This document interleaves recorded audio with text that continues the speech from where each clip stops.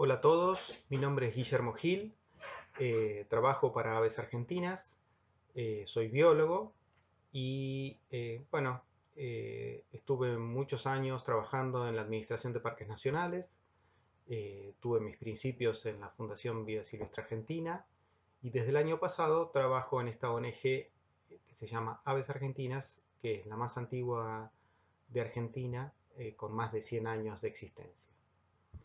Les voy a presentar una introducción y algunos ejemplos de métodos para selección de áreas naturales protegidas. La gran pregunta es cómo seleccionar un sitio para crear un área natural protegida, ¿no? Esta pregunta tiene varias respuestas. ¿Por qué? Porque depende del objetivo del área natural que quiero crear.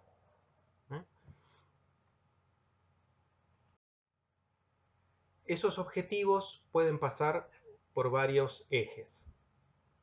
Muchas veces se enfoca en poblaciones de especies, ¿no? Se toman especies emblemáticas, especies amenazadas, pero claro, no podemos proteger una especie separándola de su ambiente y sus interacciones, ¿no?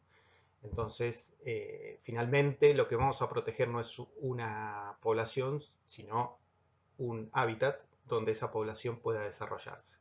Pero bueno, nuestro indicador va a ser la abundancia de esa especie, si esa especie está criando en esa zona, etc. Otra manera de verlo es seleccionar áreas para que representen distintas ecorregiones de nuestro país, por ejemplo, o distintos distritos fitogeográficos de la Argentina o de nuestra provincia, o distintos ambientes de una zona donde estamos haciendo el análisis. A nivel de naciones se está manejando un porcentaje recomendado de 17% de la superficie de un país que debe estar protegido si es terrestre o un 10% si hablamos de superficies marinas. Esto lo estableció la Convención de Biodiversidad. Entonces, digamos, ese también es un parámetro que tenemos que tener en cuenta a la hora de ver qué superficie le dedicamos a cada ecorregión. Otros objetivos podrían ser abarcar en un área la mayor diversidad filogenética. ¿Qué quiere decir esto? Que tenga la mayor cantidad de seres que me representen la mayor variedad de esas ramas del árbol de la evolución, ¿no? ¿Esto cómo se traduce? Bueno, quisiera tener la mayor cantidad de géneros de un grupo, o la mayor cantidad de familias de un grupo, o la mayor cantidad de órdenes de un grupo.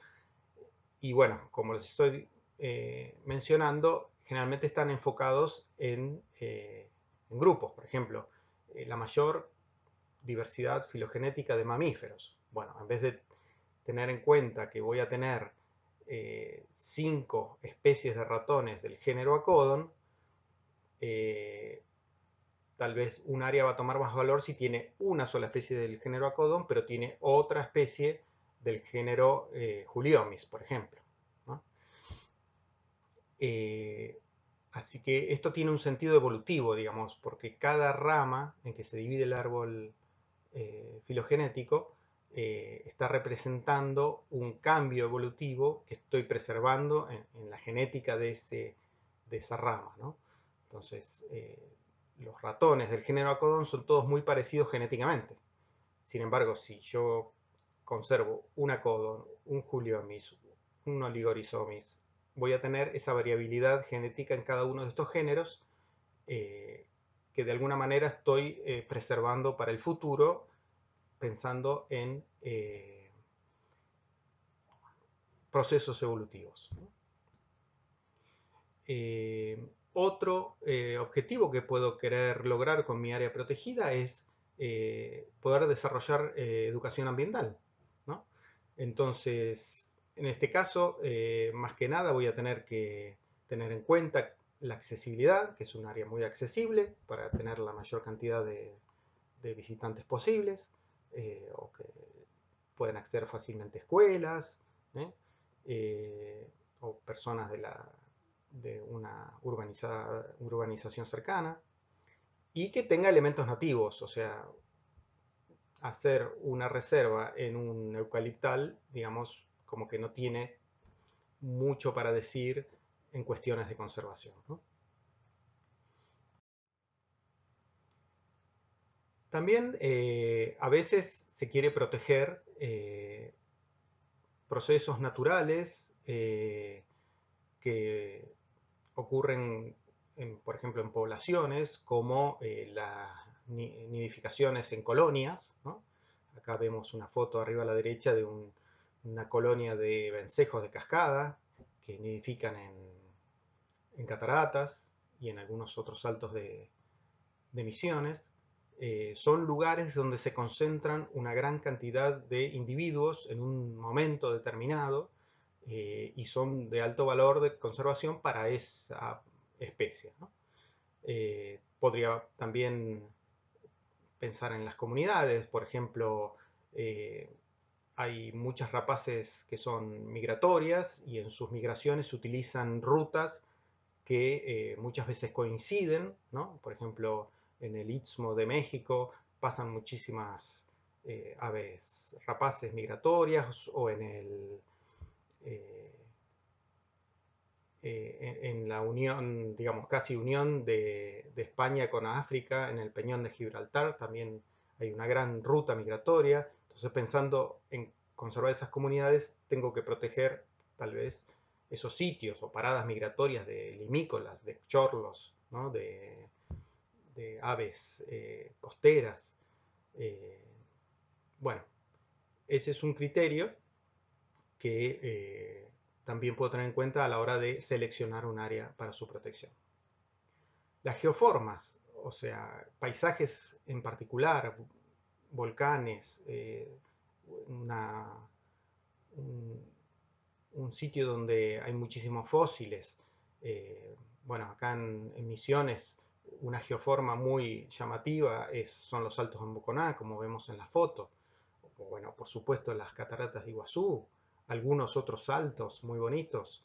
Bueno, eh, puedo proteger ese paisaje, ¿no? O ese evento, como puede ser un volcán o un yacimiento fosilífero. Eh, y bueno, también hay a veces que se quiere proteger el resultado de la interacción entre los humanos y su ambiente, ¿no? A través de manifestaciones culturales. Esos productos del manejo de la gente en el ambiente puede dar paisajes particulares que, si no estuviera el hombre, no se producirían. Si me interesa proteger ese tipo de ambientes, que a veces tienen milenios de existencia, incluso hay especies que evolucionaron con ese manejo humano, eh, tengo que tener en cuenta la inclusión de esas prácticas culturales, ¿no? Acá vemos en la foto distintas variedades de maíces, maíces criollos, que son nativos de Argentina, del noroeste de Argentina, y existen gracias a la manipulación del hombre. Si yo quiero proteger esas variedades genéticas del maíz, una especie eh, nativa, originariamente, eh, tendría que conservar las prácticas culturales de esa comunidad. Eh, en estos tres casos, digamos, mucha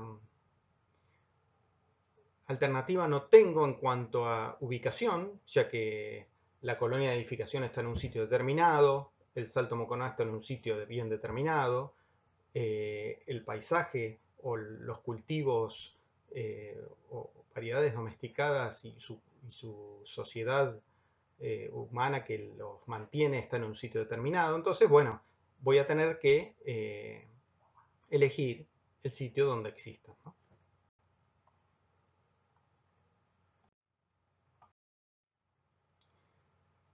Otra cuestión a tener en cuenta es que existen distintas categorías de manejo de las áreas naturales protegidas. O sea, voy a proteger cierto objetivo, ¿no? Cierto valor de conservación, pero también voy a aplicar una categoría de conservación a esa área que voy a crear, ¿no? Las categorías se difieren en cuanto a el tipo de restricción que tienen las personas en su manejo o acciones sobre ese espacio, ¿no? La UICN, que es la Unión Internacional para la Conservación de la Naturaleza, estableció 6 categorías a nivel mundial que representan estas distintas gradaciones de cómo el humano puede intervenir en un área. Siempre hablando de áreas naturales protegidas, ¿no? La categoría más restrictiva es la categoría 1, ¿no? Lo que conocemos como reservas naturales estrictas. En Misiones tenemos un ejemplo para San Antonio, ¿no? Donde se protege un relicto de araucarias, donde ni siquiera se permite el turismo, ¿no? Solamente las actividades de protección y conservación y la investigación. La categoría 2, por otro lado, es tal vez la más difundida en las áreas que conocemos como parques nacionales, ¿eh? Donde ahí sí se permite el uso público, el acceso de los visitantes, ¿no? Además de, por supuesto, la investigación, el control y la vigilancia. Una categoría 3 está dedicada a la conservación de rasgos naturales, como veíamos, algún paisaje, algún yacimiento fosilífero o una formación, una geoforma. En ese caso, generalmente toma el nombre de monumento natural.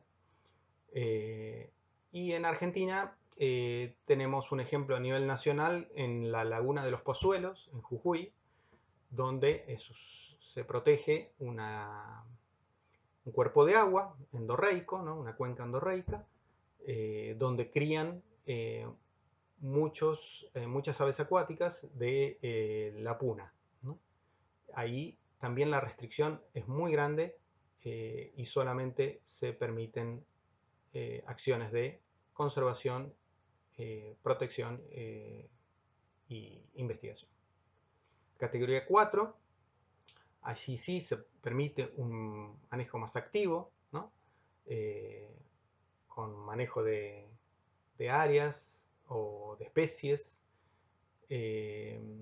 especialmente cuando se quiere restaurar un ambiente o una población de una especie. En esta categoría tenemos algunos sectores del Parque Nacional Iberá, donde se están haciendo reintroducciones de especies. La categoría 5 conserva paisajes terrestres o marinos y principalmente para la recreación. Acá lo vemos traducido en la categoría de paisaje protegido, como por ejemplo el lago Uruguay o el paisaje protegido André Giai en Puerto Iguazú, donde hay actividades principalmente recreativas, pero conservando el ambiente donde están inmersas. Finalmente, la categoría 6 es de uso sostenible de los recursos naturales. Ahí sí se permite incluso que haya personas viviendo dentro de esas áreas, que haya usos productivos como ganadería, como extracción de madera, como cultivos, pero con ciertas normas a cumplir para que no sean degradantes esas prácticas, ¿no? En esta categoría se enmarcan las reservas nacionales, por ejemplo, las más aplicables son las de la Patagonia andina, por ejemplo, la Reserva Nacional Lanín, la Reserva Nacional Nahuel Huapi, donde incluso las tierras son privadas, ¿no? Pero están bajo una normativa que permite el uso, pero intenta que sean sostenibles en el tiempo y no degradantes. Así que las áreas protegidas pueden tener una o varias de estas categorías cuando tenemos grandes extensiones, y tenemos que diferenciarlo de lo que es una zonificación. Tiene similitudes, pero estamos hablando de otra escala, ¿no? De una escala más de detalle en la zonificación. O sea, puedo tener, por ejemplo, una categoría de parque nacional, o sea, una categoría 2, pero dentro de ella puedo tener una zona intangible donde no permito la visita. A pesar de que la categoría 2 sí lo permite en forma general, ya cuando voy a mi zonificación al detalle, tengo zonas donde quiero que se mantengan lo más intactas posible y no permito el acceso a la visita, por ejemplo.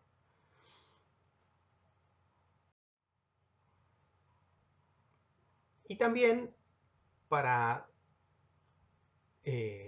clasificar de alguna manera qué áreas protegidas podemos crear o manejar, tenemos que tener en cuenta también la escala de paisaje o de ordenamiento territorial, ¿no? Donde vamos a tener áreas que considero núcleos, ¿no? Áreas donde más restrictivas, las categorías 1, 2, 3, y que van a ser nuestros bastiones, nuestras grandes reservas donde voy a aplicar la mayor restricción. En Misiones podemos equiparar esto al Parque Nacional Iguazú, el Parque Provincial Uruguay, el Parque Provincial Esmeralda, por ejemplo, Parque Provincial Cuñapirú. Pueden ser zonas de amortiguación, ¿no? Que son aquellas zonas que rodean a los núcleos para, de alguna manera, evitar o disminuir el efecto borde que se producen con las actividades humanas y que de alguna manera ingresan más allá de los límites por cuestiones de profusión de distintos variables como temperatura, como insolación, como ingreso de especies exóticas. Bueno, es otro tema. Esas áreas de amortiguación son de categorías mucho más flexibles, pero sin descuidar esta conservación o producciones amigables con el medio ambiente. Un ejemplo muy bueno es el que tenemos en Yabotí, donde el núcleo son el Parque Provincial Esmeralda y el Parque Provincial Moconá, y están rodeados por toda una zona de amortiguación que en gran parte es propiedad privada, que conforma el resto de la Reserva de Biosfera Yabotí y que están regidas bajo una ley especial, ¿no? O sea, el aprovechamiento maderero dentro de la Reserva de Biosfera Yabotí en propiedades privadas, que serían nuestra zona de amortiguación, tiene que cumplir con ciertas normas especiales. ¿Para qué? Para que sea una actividad sostenible de bajo impacto. Otras áreas pueden funcionar de corredor para comunicar esos núcleos, ¿no? También en Misiones tenemos un lindo ejemplo que es el corredor verde, que está en la imagen con un verde más claro, con la intención de unir esos grandes núcleos que se producen en el norte con Iguazú, Uruguay, con los de Yabotí y los de Cuñapirú, perdón, a través de una matriz, digamos, donde debería también haber algún tipo de control donde no debería permitirse los desmontes y donde las actividades productivas tendrían que estar normadas con mucha más cuidado que en el resto de la provincia. Otro ejemplo de corredores, bueno, lo tenemos abajo a la izquierda, el corredor biológico Uruguay-Förster, que tiene el objetivo de comunicar estos dos parques provinciales, el Uruguay y el Förster, a través de, bueno, en este caso, iniciativas principalmente privadas, ¿no? Donde distintas organizaciones y personas han comprado estos lotes que se encontraban entre estas dos áreas naturales protegidas, con la intención de hacer algún manejo conservativo y permitir que la fauna y la flora tenga una vía de comunicación entre estos dos parques provinciales, ya que Förster tiene una superficie muy pequeña y, digamos, necesita para algunas especies mantener un flujo genético y de poblaciones con el Parque Provincial de Uruguay, que sería un gran bloque fuente de estas especies, ¿no? En este corredor se hace ecoturismo, se hacen producciones de bajo impacto, pero tienen ese objetivo, ser un corredor. Bueno, y finalmente también las podemos considerar como un sector aparte, las reservas naturales urbanas, también de categorías más laxas, donde lo que más se busca es la concientización de la población, ¿no? La visita educativa, entonces digamos, la intervención humana es mayor y está generalmente en matrices urbanas, digamos, ¿no? Son manchones o incluso regeneraciones dentro de los cascos urbanos y que nos permiten estas actividades de educación ambiental y concientización principalmente y recreación.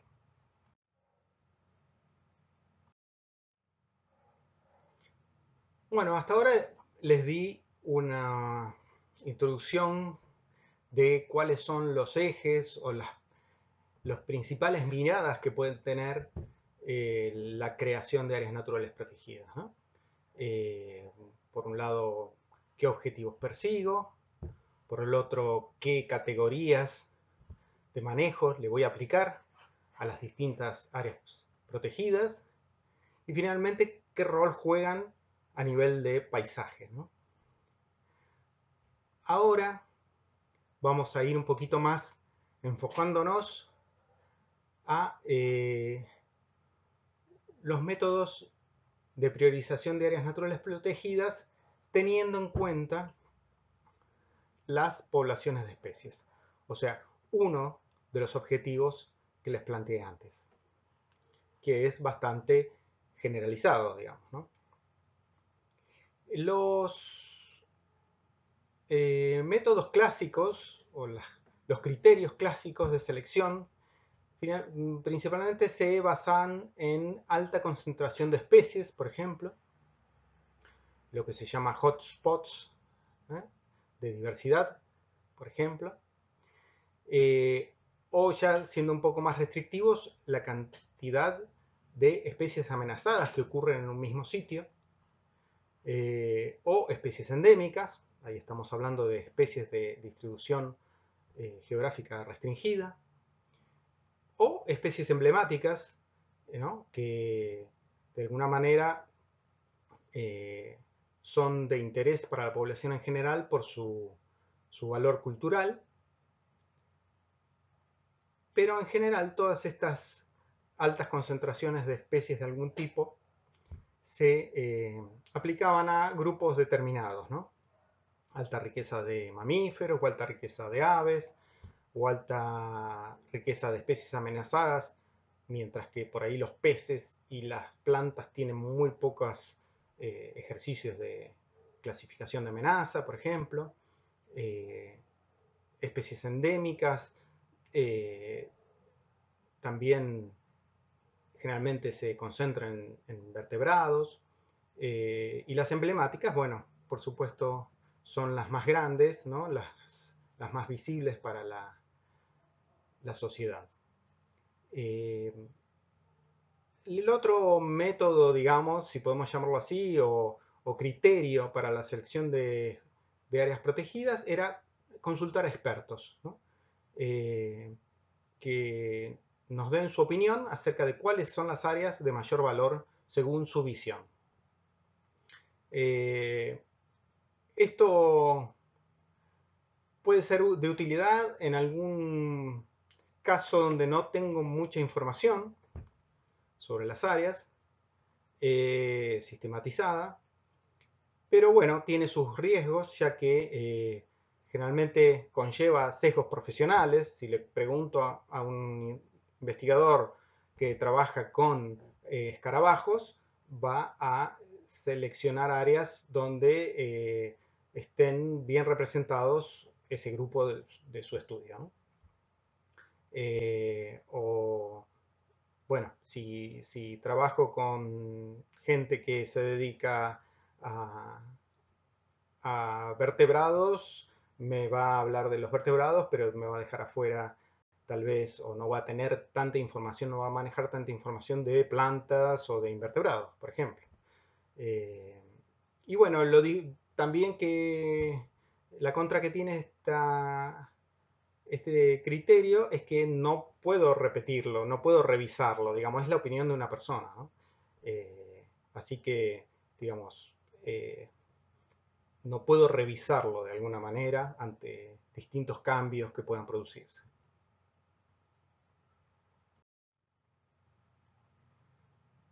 Entonces, lo que les quería mostrar ahora son dos casos de métodos de selección de áreas para proteger, enfocado en poblaciones de especies, en los cuales de alguna manera participé aplicándolos a la provincia de Misiones. Uno es el método de la complementariedad y el otro el de áreas claves para la biodiversidad.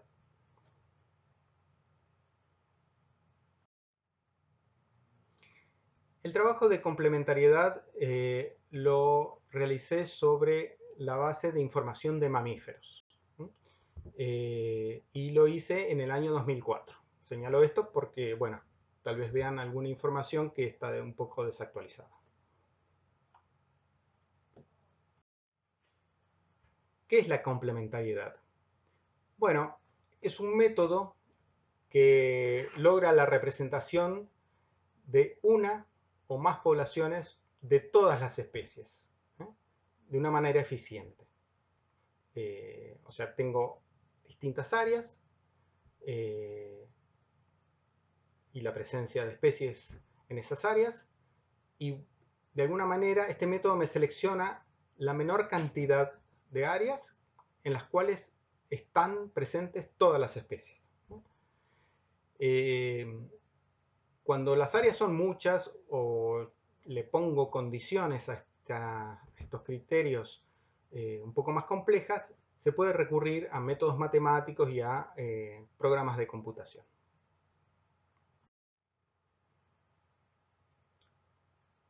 ¿Qué características tiene este método? Bueno, por un lado es explícito, ¿no? Es un método que se puede detallar y se puede repetir para el que lo quiera revisar o si hay cambios en la presencia de las especies. Es flexible. ¿Qué quiere decir esto? Que puedo maximizar o minimizar ciertas condiciones. Puedo decir que elija las áreas de menor superficie, que esto es generalmente está relacionado con el costo, si tengo limitantes de costo, o puedo ingresarle la condición que maximice la cantidad de especies, o también se pueden igualar o pesar condiciones. Por ejemplo, a ciertas especies les puedo poner algún valor que las haga más elegibles, porque son amenazadas, porque son endemismos, rarezas. Y además me ofrece soluciones múltiples, entre las cuales yo puedo elegir por otros otras variables que no estaban metidas en el análisis inicial. Por ejemplo, qué oportunidad tengo de comprar esa área o de crearla, o si está más cerca de un centro poblado o más cerca de otra área protegida.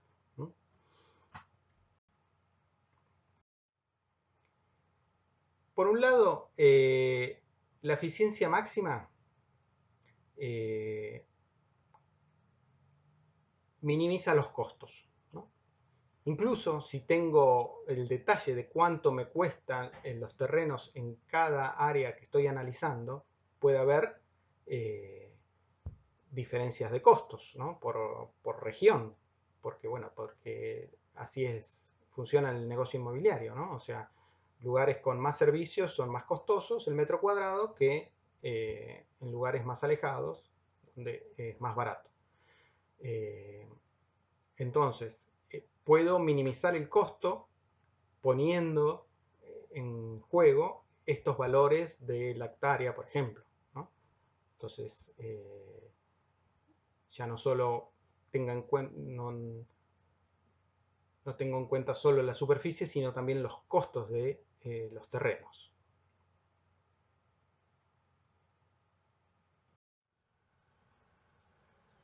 Bueno, vamos a ver en un ejemplo cómo se puede hacer esto sencillamente. Esto se puede aplicar cuando ya tengo una serie de áreas seleccionadas, ya sea por un ejercicio previo o de alguna manera sistemática, como vimos que se puede hacer en cuadros dentro de una región que me interesa. Entonces, teniendo ya esas áreas seleccionadas y la lista de especies que hay dentro de cada una de esas áreas, sean cuadros o sean áreas con otro tipo de forma, el primer paso que voy a hacer es escoger el sitio que tenga la mayor riqueza. Como segundo paso, voy a elegir el segundo sitio que tenga mayor riqueza que no está contenido en el primero.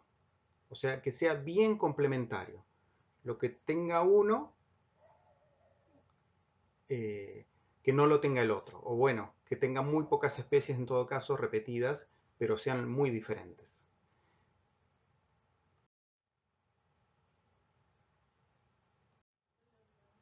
Lo hacemos con un ejemplo para verlo un poquito más claro. Acá tenemos 9 especies en las columnas y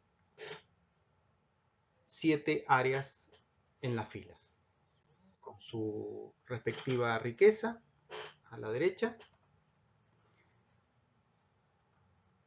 Y veo que hay dos sitios, el B y el F, que tienen la misma riqueza, 6 especies. Puedo empezar por cualquiera de las dos.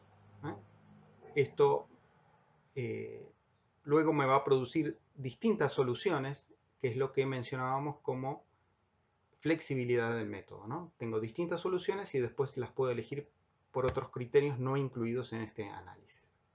Vamos a tomar al azar el sitio B, con 6 especies, como primera área en nuestra selección. Entonces voy a eliminar de la lista de especies todas aquellas que estén contenidas en el sitio B, porque ya van a estar de alguna manera representadas, ¿no? Entonces, las especies que están en el sitio B están desde la columna 2 hasta la 7. Al eliminarlas, se me achica mucho la tabla y me quedan solamente 3 especies que no están contenidas en el sitio B y que todavía me quedan por representar o proteger. De esas especies, el sitio E es el que mayor riqueza tiene, ¿no? Con 2 especies, o sea que va a ser la segunda área que voy a elegir en el orden, para poder proteger la mayor cantidad de especies que no estaban presentes en la primera área, que era la B. Las especies presentes en el sitio E son la 1 y la 8. Por lo tanto, las voy a eliminar ahora de mi tabla.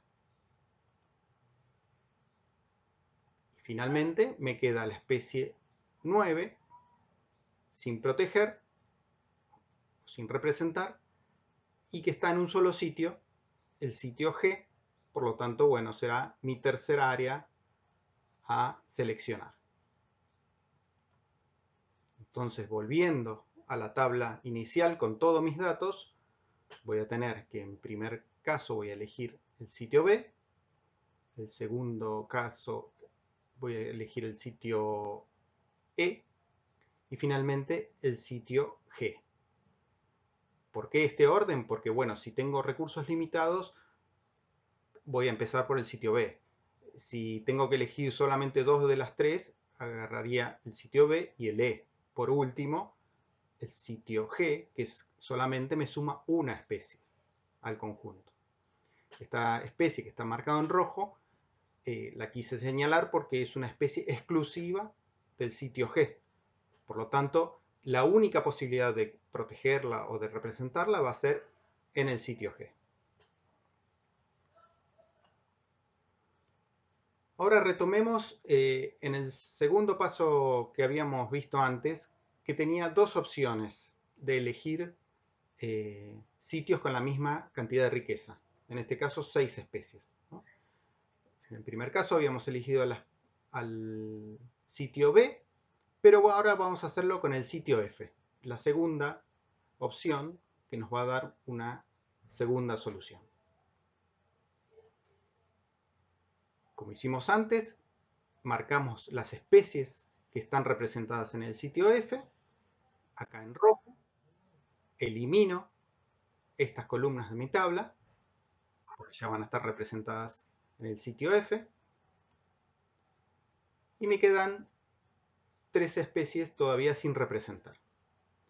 Aquí tengo la misma riqueza en todas las áreas, menos en el F. Todas las áreas me van a sumar una especie al sitio anterior. Por lo tanto, también tengo múltiples elecciones del segundo puesto.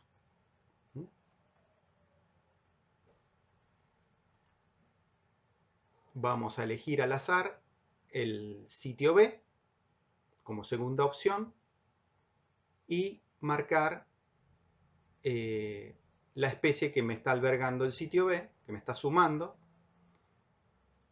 para sacarlo de mi tabla general.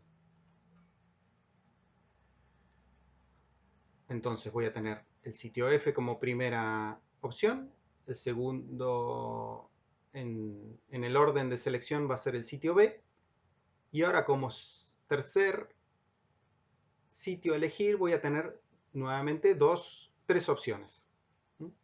El C, el E y el G. Todas me van a sumar una especie.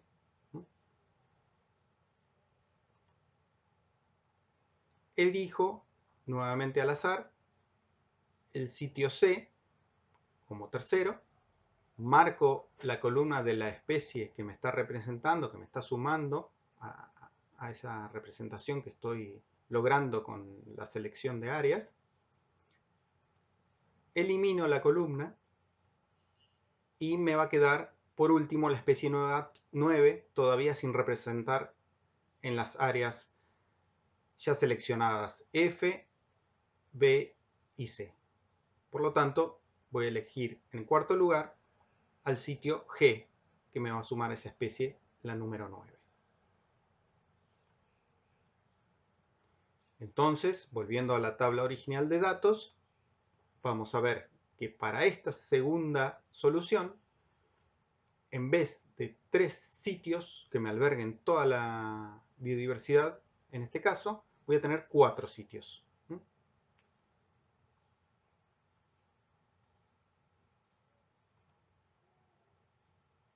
Acá tenemos la comparación de las dos selecciones o las dos soluciones a las que llegué.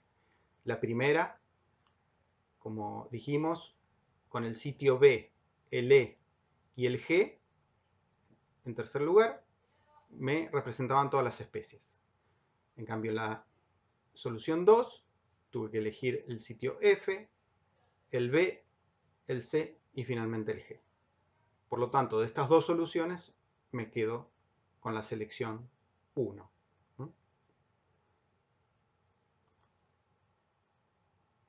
¿Qué pasa si a esto le sumo de alguna manera un factor más que sería la superficie de cada área?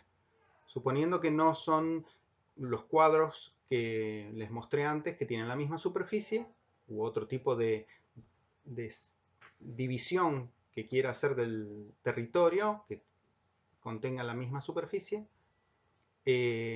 Suponemos que tenemos, digamos, propiedades, ¿no?, ya preseleccionadas y queremos fijarles una prioridad. Y entonces tenemos una columna con la superficie. Esto es inventado, supongamos que sean en hectáreas. Otra opción es que en vez de superficie sean los costos, ¿no? Suponiendo que los tenga, bueno, y quiera minimizarlos, pongo los costos. Pero bueno, el procedimiento es el mismo. Voy a un paso intermedio en el procedimiento que veníamos llevando. Todavía me quedan 3 especies a representar. En el primer sitio había elegido el sitio F. Y en el segundo lugar voy a elegir o el sitio C o el sitio E, porque todos me sumarían una especie más. Lo único que estos dos casos son los más baratos o los de menor superficie, con 2.000 hectáreas cada uno. O sea, si bien el B, el D y el G también me sumarían una especie, tengo más superficie para sumar. Y si quiero ser eficiente, voy a sumar una especie, pero con la menor superficie. Entonces acá tengo dos opciones, porque hay dos áreas con la misma superficie. Selecciono uno al azar, en este caso la C, marco la especie que me está sumando esa área, la especie 8, para eliminarla de mi tabla y tener ahora la tabla más reducida, donde me quedan dos especies a representar todavía, y con las áreas que me suman esa riqueza única, que en este caso es una especie, van a ser las áreas B, D y G. Pero como tengo la superficie, veo que de esas tres, la que menor superficie tienen es la D. Entonces va a ser mi tercera elección en el conjunto de especies a seleccionar. Esta especie entonces, la 7, va a estar sumada por el área D. La voy a eliminar de mi tabla. Y finalmente me queda la especie 9, que no tengo opción porque solo está presente en el área G. Por lo tanto, voy a sumarla en cuarto lugar, aunque la superficie sea la mayor.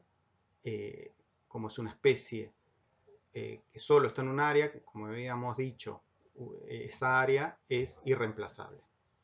Pero bueno, de tener recursos limitados va a ser la última en sumarse a mi selección. La complementariedad tiene como dos abordajes, ¿no?, dos visiones. Por un lado puede ser eficiente, como vimos antes, cuando minimiza, o sea, reduce lo máximo posible la superficie a proteger. Entonces se obtiene un número mínimo de sitios o de superficie que alberga a todas las especies al menos una vez. Por otro lado, podemos darle un enfoque de eficacia. ¿Qué significa esto? Lo que maximiza acá es la permanencia de las especies en los sitios. ¿Y cómo hace eso?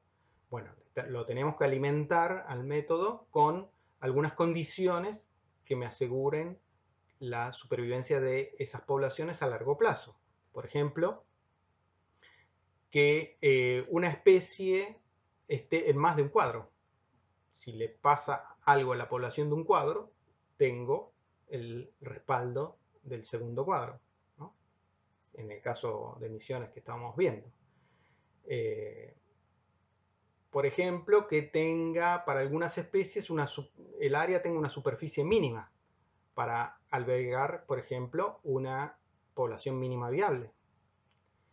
O que esté pegada a otra área ya seleccionada, ¿no? Entonces, de alguna manera, se me suman las superficies.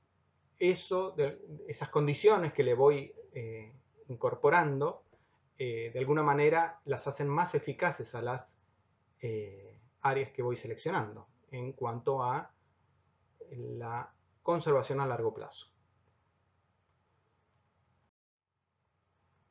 Por lo tanto, tenemos estas dos variantes, que son eficiencia y eficacia. ¿Cuál es la mejor? ¿Cuál elijo? Para ponerles ya ejemplos de esto que sea un poquito más aplicado, les voy a mostrar el trabajo que hice con los mamíferos de Misiones, para el cual dividí a la provincia en 62 celdas de un cuarto de grado, ¿no? Esto es más o menos 71.500 hectáreas cada cuadro. En la provincia estaban citadas 115 especies de mamíferos y en base a este trabajo de Mazoya, Chévez y Bozo, donde estaban compiladas los registros al año 2004, donde les dije que hice este trabajo, tenía los listados de cada celda, ¿no? De la presencia de especies en cada celda.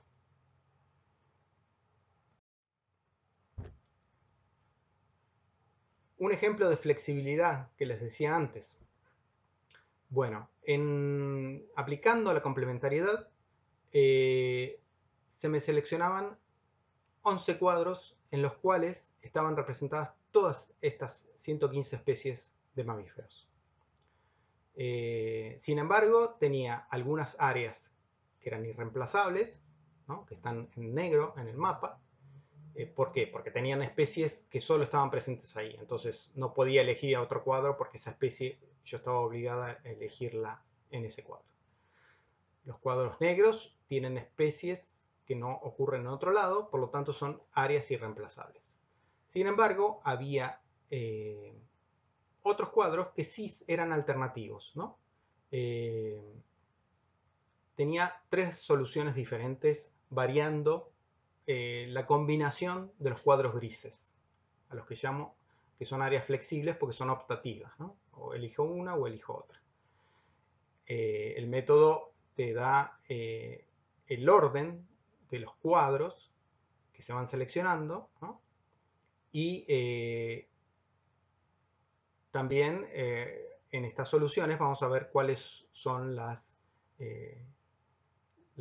posibilidades de cambio de esos cuadros grises, ¿no? En total tenía seleccionados entre negros y grises 14 cuadros, pero yo necesitaba 11 solamente. Entonces tenía que elegir dos cuadros entre esos 5 cuadros grises que me daban la alternativa de incorporar alguna otra variable. Por ejemplo, que estuvieran cerca, ¿no? de otro cuadro ya elegido, ¿no? Para conformar por ahí áreas más grandes.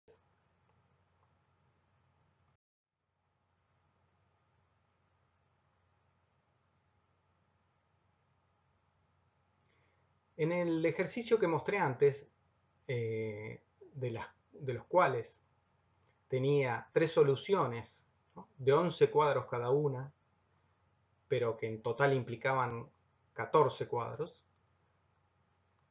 ¿cómo elijo o cómo elegí en ese caso, en mi ejercicio, esos 11 cuadros? porque son igualmente, digamos, útiles si quiero proteger la totalidad de las especies. Bueno, un criterio que utilicé es seleccionar los cuadros que tengan el mayor porcentaje de áreas naturales protegidas dentro del mismo. ¿Para qué? Para que de alguna manera aprovechar ya las áreas naturales protegidas que ya están creadas en esos cuadros, y si tengo que elegir o crear nuevas áreas protegidas, que sean en los cuadros donde no me aparecen, no coincidieron con las áreas naturales protegidas existentes. De esta manera, mi selección eliminó los cuadros 26, 37 y 45, que son los que están a la derecha, y me quedé con esos 11 cuadros donde tenía presentes todas las especies de mamíferos de la provincia, al menos una vez, y donde además estaba el mayor porcentaje de territorio protegido.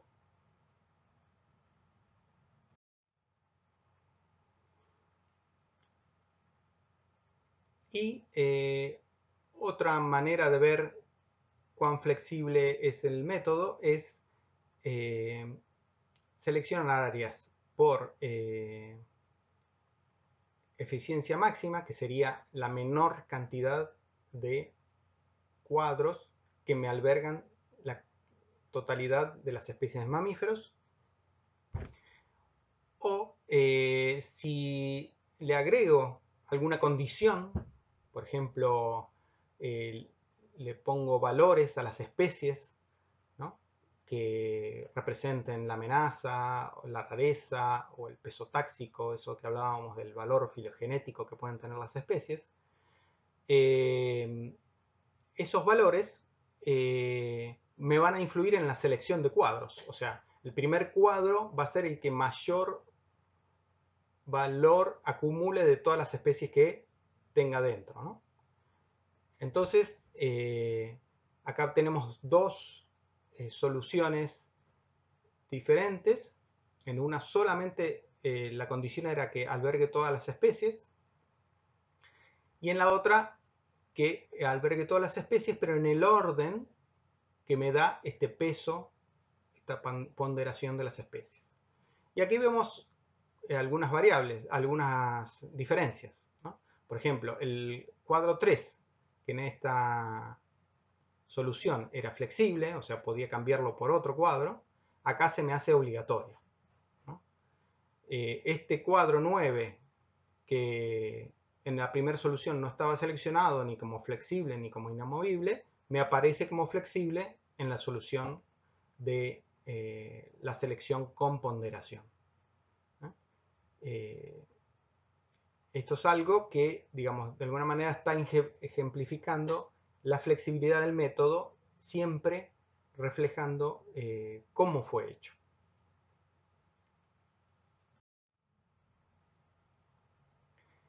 Si acá creo que podemos ver un poquito cuáles son las ventajas de utilizar este método de eficiencia máxima si los comparamos con otros métodos.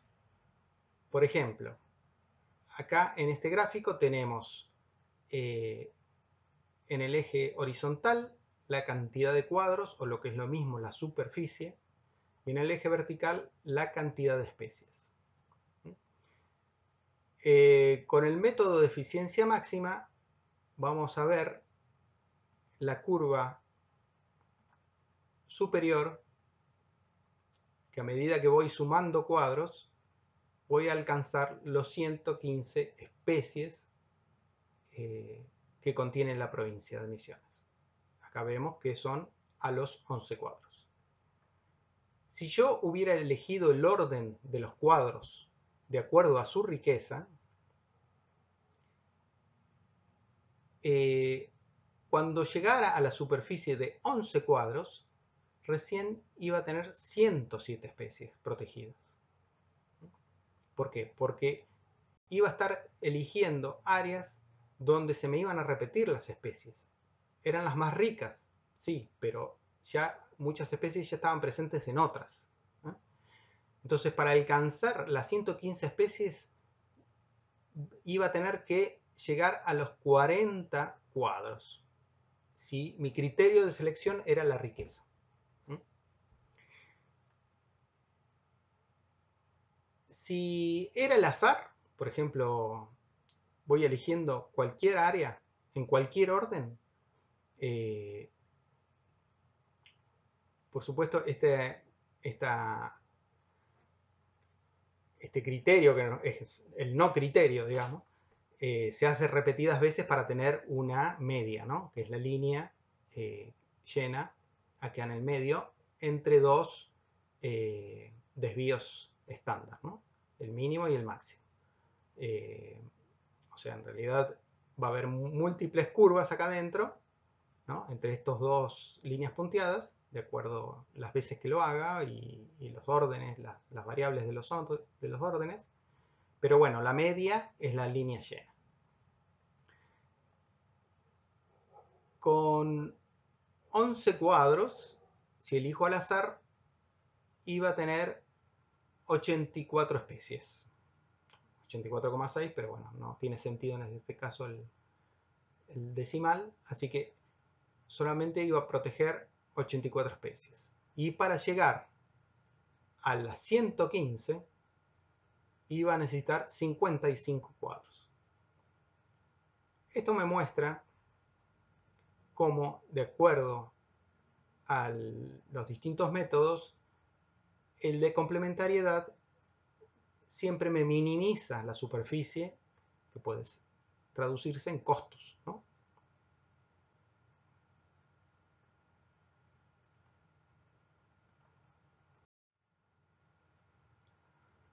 Pasemos al otro enfoque, al enfoque de la eficacia, el que maximiza la supervivencia de las poblaciones a largo plazo. Hace lo mismo que en la eficiencia, o sea, selecciona una mínima superficie, pero respetando ciertas condiciones que le voy a dar para que las especies tengan mayor posibilidad de sobrevivir a largo plazo.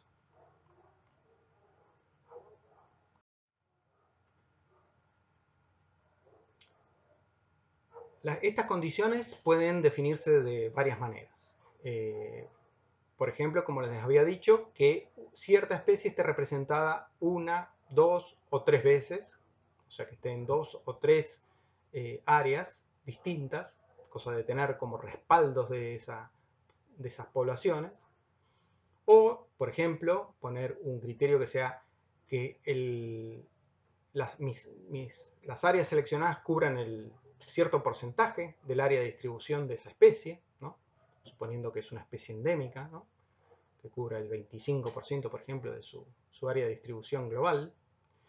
O, por ejemplo, si tengo datos de abundancias, de densidades, que al menos se seleccionen áreas que me acumulen, no sé, 1000 individuos, por ejemplo, o el 10% de su población, ¿no?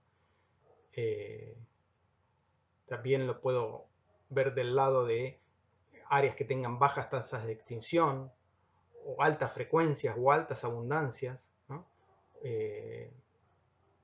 Por ejemplo, en este mapita que vemos abajo, que es de una base de datos de aves, ¿no? Busqué albatara pecho negro y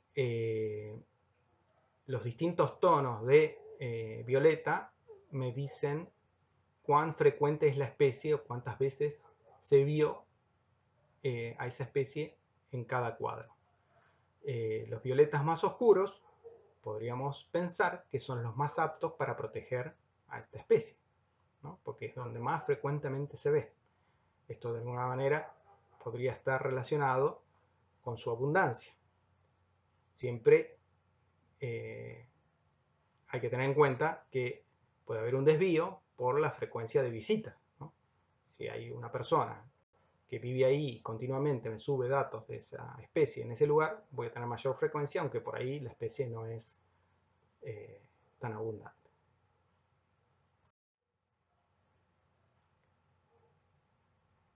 Bueno, en mi ejercicio de los mamíferos de Misiones, una de las condiciones que pedí es que todas las especies estén representadas, pero al menos 2 veces. En vez de una vez, como en la eficiencia máxima, 2 veces, o sea que esté en 2 cuadros. De esta manera obtuve un resultado que me seleccionaba 20 cuadros. De 11 pasé a 20.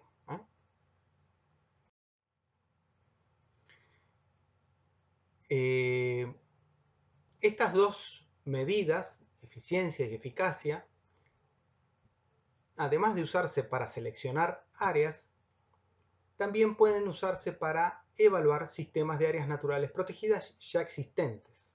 O sea, si yo hago el ejercicio que hacía recién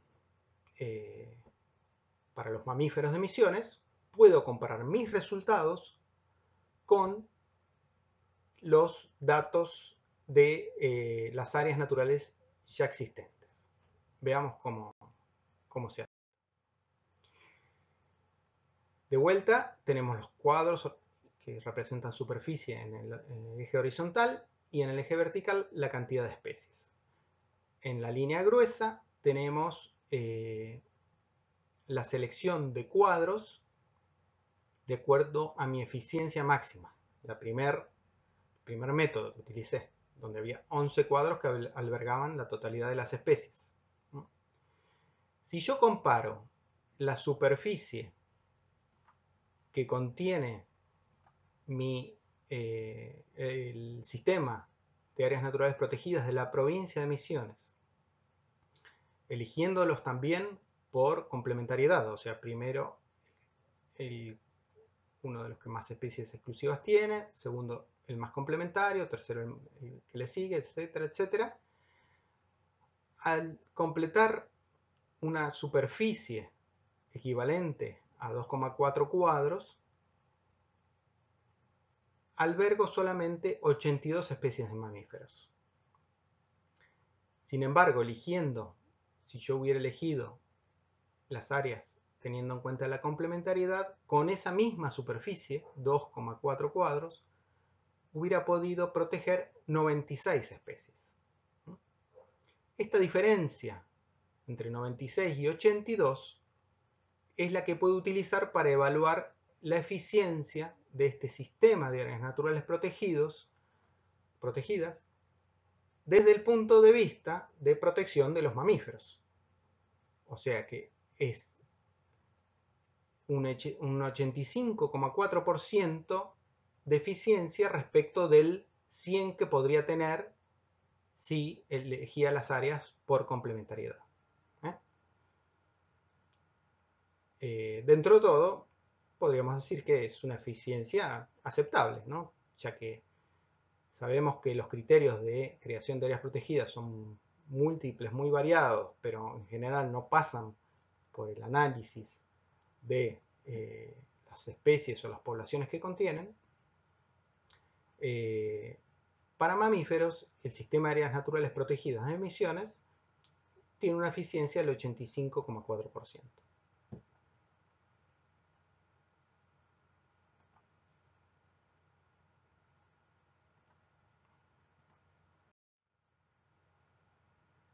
Entonces, volvemos al dilema, ¿eficiencia o eficacia?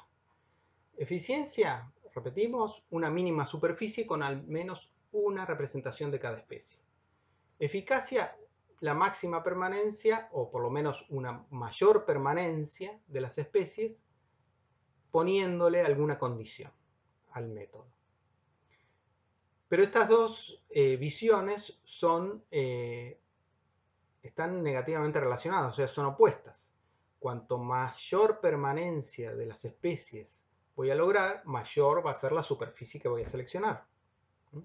Entonces no puedo maximizar ambas características porque son contrarias. Una me aumenta la superficie y otra me la disminuye. Entonces, si no quiero elegir solo eficiencia, o sea, solo costo, solo superficie, puedo agregarle algunas condiciones que me sumen eficacia, pero tal vez no ser tan exigentes como para seleccionar toda la provincia o el 50% de la provincia. Ahí vimos que para mamíferos, si yo elegía solamente que estén representados en 2 cuadros cada especie, ya me iba a 20 cuadros, de 11 a 20. Casi me duplicaba la superficie a proteger. Entonces, si encima le ponía más condiciones, por ejemplo, que tuviera no sé, cierto porcentaje de la superficie del área de distribución de algunas especies o poblaciones mínimas viables, etcétera, etcétera, me iba a aumentar esa cantidad de cuadros, por lo tanto cada vez se me hace más impracticable, ¿no?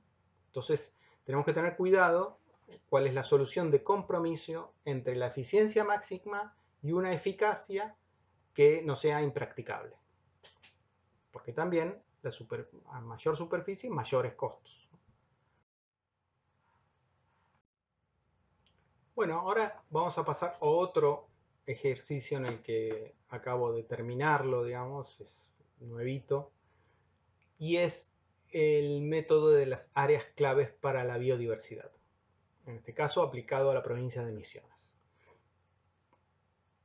Un trabajo que hice en el marco de Aves Argentinas. ¿Qué son las KBA? Bueno, KBA son las siglas en inglés de Key Biodiversity Areas, ¿no? Que son las áreas clave para la biodiversidad. Este método está consensuado y elaborado por una serie de organismos internacionales, que vemos acá sus logos a la derecha, y se definen como los sitios que contribuyen significativamente a la persistencia global de la biodiversidad. ¿Qué diferencia tiene con las anteriores? Bueno,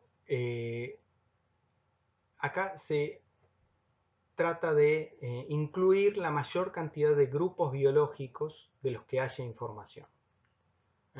No se toman ni los mamíferos solamente, ni las aves solamente, ni las especies endémicas solamente, ni las especies de hongos solamente, ni las especies amenazadas solamente, sino que se toma todos los grupos que tengan información y se los mete en el análisis.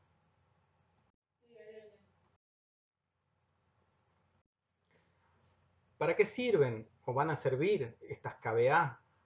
Bueno, al ser un consenso entre varios organismos internacionales, se espera que aporte información para la toma de decisiones, ya sea tanto a escala nacional como a escala global. Por ejemplo, en crear y expandir áreas naturales protegidas, o en designar sitios bajo ciertos convenios internacionales, como Ramsar o UNESCO, destinar fondos para la conservación, especialmente los del programa SHEF, una entidad que financia proyectos con dinero del Banco Mundial. También se espera que sirva para defender con mayor solidez ciertas áreas que por ahí están corriendo peligro de ser desafectadas, de ser impactadas por alguna obra. O directamente antes de que se haga la obra minimizar esos impactos ambientales, ya que los organismos o las empresas, mejor dicho, que hacen estas obras generalmente solicitan créditos a bancos que por una bajada de línea del Banco Mundial tienen que cumplir ciertas directrices para esos negocios y los mismos gobiernos respecto de las KBA. También podría ser una oportunidad para que ciertas comunidades locales o poblaciones indígenas impulsen planes de manejos de los espacios donde están inmersos en ciertas KBA. ¿Cuáles son los criterios que se tienen en cuenta para evaluar las áreas? Bueno, en general, como les dije, se utilizan la mayor cantidad de grupos biológicos de los que se tenga información, por un lado. Y siempre se refiere la población que existe en un sitio a la población mundial o a la población global.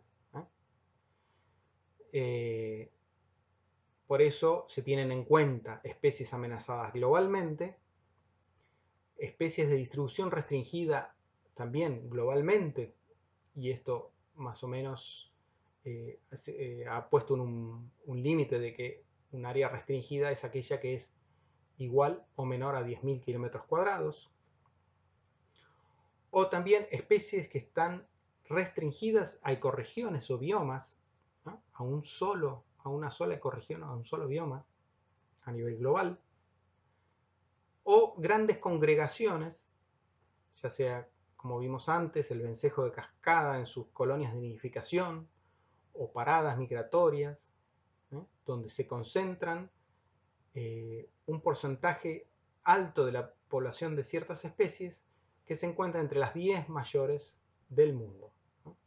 Más o menos estos 4 criterios son los que se aplican para evaluar cada sitio.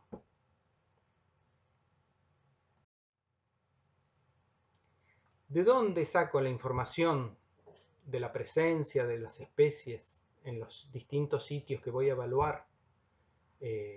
Incluso en algunos casos su abundancia o su permanencia actual, ya que muchas veces existen datos históricos, pero no sé si todavía están presentes en el área. Bueno, de toda la bibliografía publicada, y también de las bases de datos digitales que están disponibles en Internet.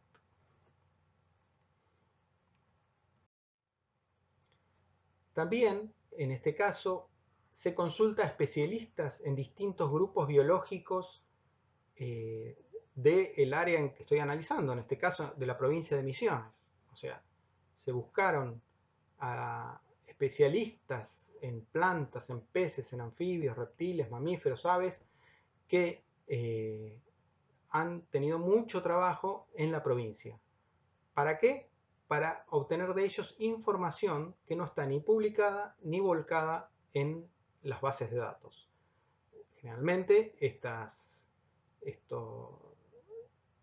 fuentes pueden tener algún tipo de falta de actualización y por lo tanto esta consulta, ¿no?, completa esos datos faltantes.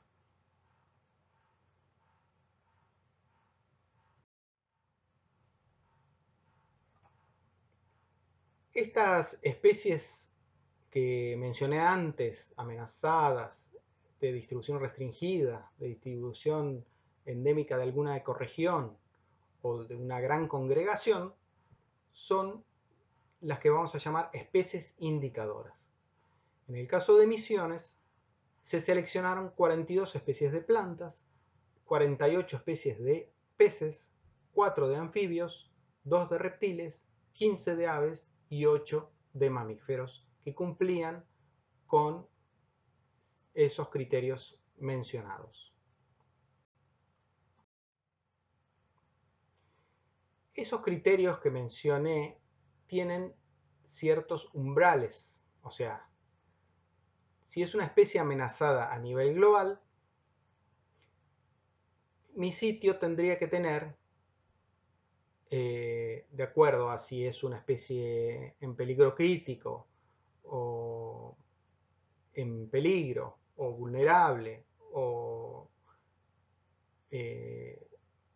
bueno, alguna de estas especies, alguna de estas categorías altas de amenaza, mi área tendría que contener el 1% o el 0,1%, depende de la categoría, de la población global. O sea, no solo tienen que ser especies amenazadas globalmente, sino además mi sitio tiene que contener una alta proporción de la población. Y así en cada uno de los 4 criterios que mencioné, que no se los voy a detallar porque se hace muy numérico, medio pesado. ¿Cómo bajé esta información a los mapas? Bueno, primero mapeé con coordenadas geográficas aquellas especies que tenían poca movilidad y que su localización geográfica con coordenadas tenía mucha significación, porque van a estar ahí y en sus alrededores, pero no mucho más, o no puedo asegurarlo, digamos. Entonces, con los puntos conocidos de colecta o de observación, pude realizar estos mapas de presencia de la especie, también teniendo en cuenta la antigüedad del dato, y en muchos casos donde no existían mapas de distribución, a través de un polígono mínimo convexo, tener una idea al menos de un área de distribución geográfica, ¿no? Una superficie de distribución geográfica.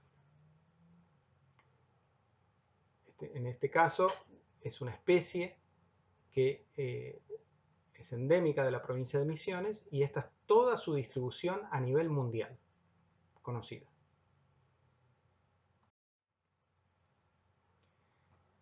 Luego, a partir de las áreas de importancia para la conservación de las aves, que son estas que vemos a la izquierda de color violeta, que son resultantes de un ejercicio que se hizo en el 2005, teniendo en cuenta solamente a las aves,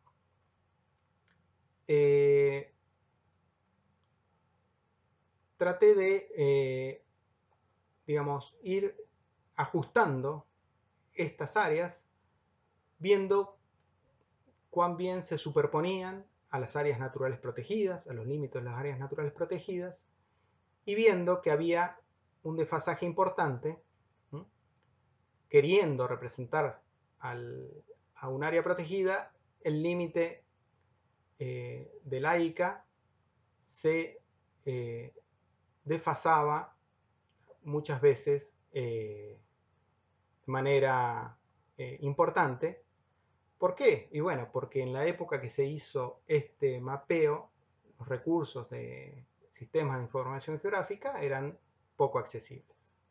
Entonces, el primer ajuste que hice fue estas áreas de importancia para la conservación de las aves, ajustarlas a los límites reales de las áreas naturales protegidas.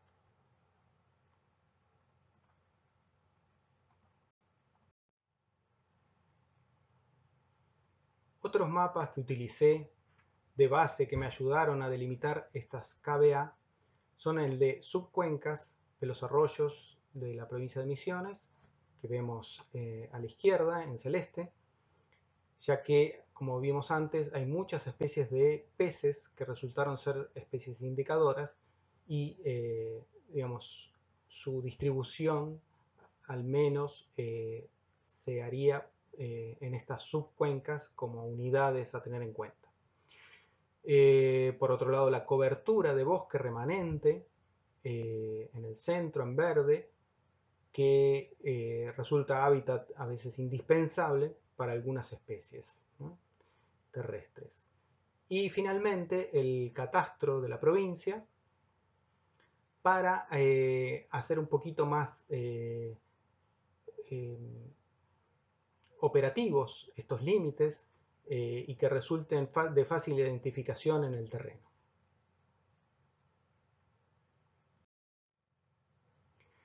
Vamos a un ejemplo de cómo se aplicaron estos pasos en un AICA, en dos AICAs, que en este caso están muy cerca de Posadas. La de la izquierda es la cuenca del arroyo Garupá y arriba a la derecha tenemos a Campo San Juan. Estas son dos áreas que resultaron seleccionadas en el 2005 como de importancia para la conservación de las aves. Sobre este mapa hice el punteo de las especies indicadoras de estas especies de baja movilidad para las aves, mamíferos.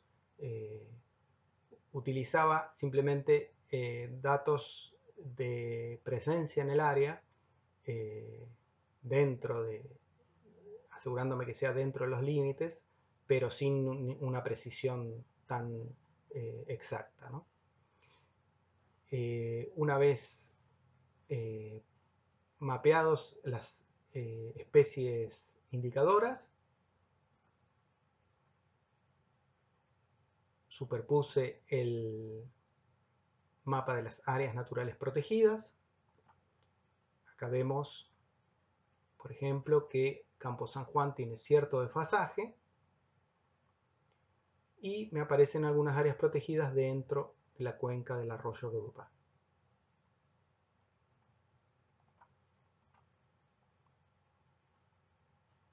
Luego superpuse las subcuencas en celeste. En este caso no tenían gran influencia porque no había peces indicadoras para este sitio.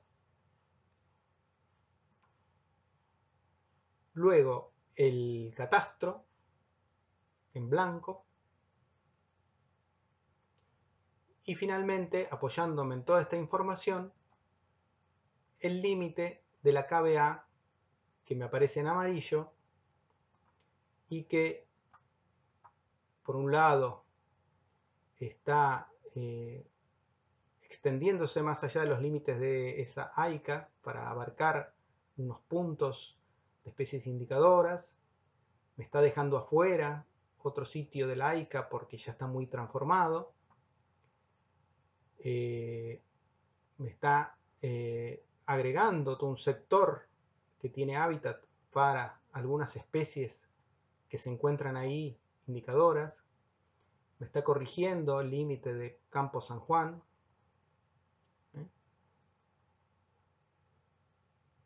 Y además está pasando por los límites catastrales que luego me ayudarán a bajar las acciones al terreno.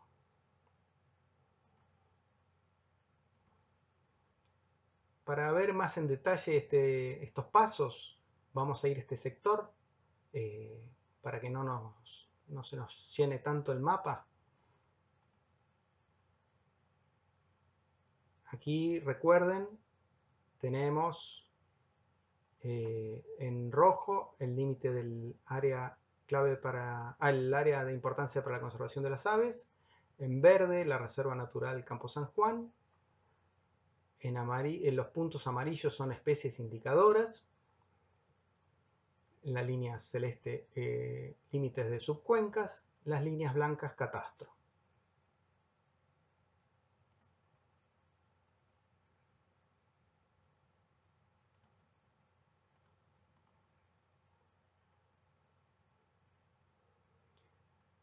Entonces, en amarillo me está apareciendo el límite de la KBA determinada, ajustándome al área natural protegida en este caso, tratando de incorporar los puntos de estas especies indicadoras y siguiendo el catastro e incluso dejando afuera puntos con presencia de especies indicadoras pero que están totalmente ya transformados, como es la localidad de Santa Ana.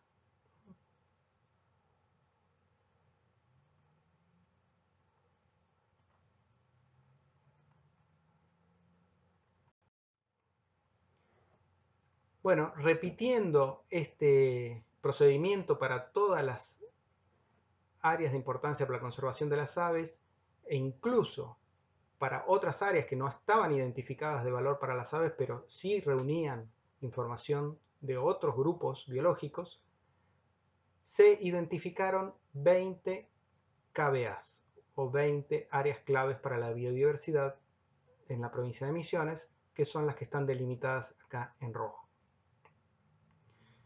Esto no quiere decir que haya que proteger con parques provinciales y nacionales toda esta superficie. Vemos que muchas se superponen con áreas ya protegidas de carácter nacional, provincial, privado, municipal. Pero bueno, es un buen indicador de dónde concentrar los esfuerzos de conservación. La conservación no solo pasa por las áreas naturales protegidas, sino también por producciones sustentables, manejos adecuados de cuencas, planes de conservación para especies.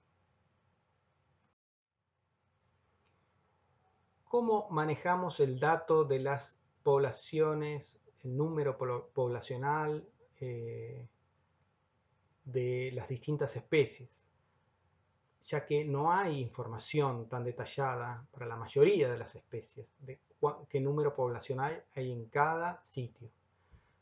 Bueno, en algunos casos muy puntuales se pudo aplicar alguna densidad calculada para algún sector de la provincia de Misiones y aplicada a la superficie del área seleccionada. Entonces se obtenían números poblacionales estimados.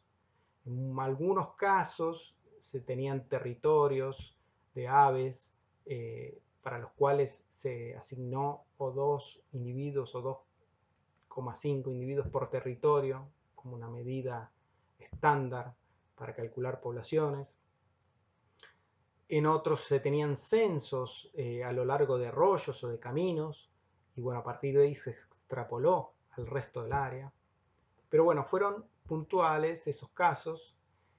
En otros casos, donde no se tenían esta información o la información de poblaciones no tiene mucho sentido, por ejemplo, para los anfibios, ya que son muy cíclicos durante el año. Tenemos explosiones demográficas en momentos reproductivos y después retracciones, incluso enterramiento, etc. Para ese tipo de organismos utilizamos la cantidad de localidades conocidas en total, en toda su área de distribución, y luego el área, las localidades que caían dentro del sitio que estaba analizando. Entonces, si de una especie se conocen 20 localidades y en mi sitio tengo 2 de ellas, puedo decir que el 10% de las localidades conocidas está dentro del sitio. Es una medida alternativa al de las poblaciones. En algunos casos también se utilizó la superficie de distribución de las especies. Si existen mapas a nivel global de cuánto ocupan en superficie sus distribuciones geográficas y sé en mi área de estudio cuánto ocupa de superficie esa especie, puedo hacer alguna relativización de esta superficie dentro de mi sitio respecto a la superficie global a nivel mundial. Finalmente, todos estos datos de especies, poblaciones, categorías de amenaza, congregaciones, cantidad de localidades, cantidad de superficie, incluso datos adicionales de los sitios, si es un área protegida, qué porcentaje está protegido, si tiene algunas amenazas como especies exóticas o avance de la frontera forestal, etc., fueron volcadas a planillas Excel que brindó esta iniciativa de KBA, la Secretaría de las KBA, y estas planillas estaban conformadas de cierta manera para que automáticamente me aparecieran en otra hoja cuáles especies estaban aportando como especie clave a ese sitio que estoy analizando. Porque muchas veces esa proporción que les comentaba de la población que hay en mi sitio no alcanzaba el umbral necesario, y si bien estaba presente con cierta cantidad, no llegaba al umbral y no aportaba a calificar a ese sitio. Como podemos ver acá, una línea, no sé si se llega a ver, de puro 0, 0, 0, 0, 0, porque esta especie no tenía la suficiente abundancia como para que en el sitio para que sea considerada importante para esa especie. En otros casos, también es importante que si hay varias especies de un mismo grupo, por ejemplo, en varias especies de aves endémicas de una sola ecorregión, que están presentes en el mismo sitio, esas, si alcanzan cierto umbral de cantidad de especies, suman como una comunidad, ¿no?, de aves endémicas de cierta ecorregión. Entonces, todos esos cálculos, que por ahí son engorrosos hacerlos uno por uno y a mano, los hace la planilla y nos arrojan estos resultados que nos especifica las especies que sí califican y en qué criterio califican. Y tenemos 3 cuadrados porque para muchas especies hay 3 cálculos de número poblacional. Un mínimo, un máximo y una mejor estimación, que en general es el promedio. Estas planillas fueron enviadas a la Secretaría de la KBA, que se encuentra para Latinoamérica en Ecuador, y actualmente la están analizando para hacernos una devolución para ver si hay que corregir algo o está todo en orden como para que sean reconocidas a nivel internacional.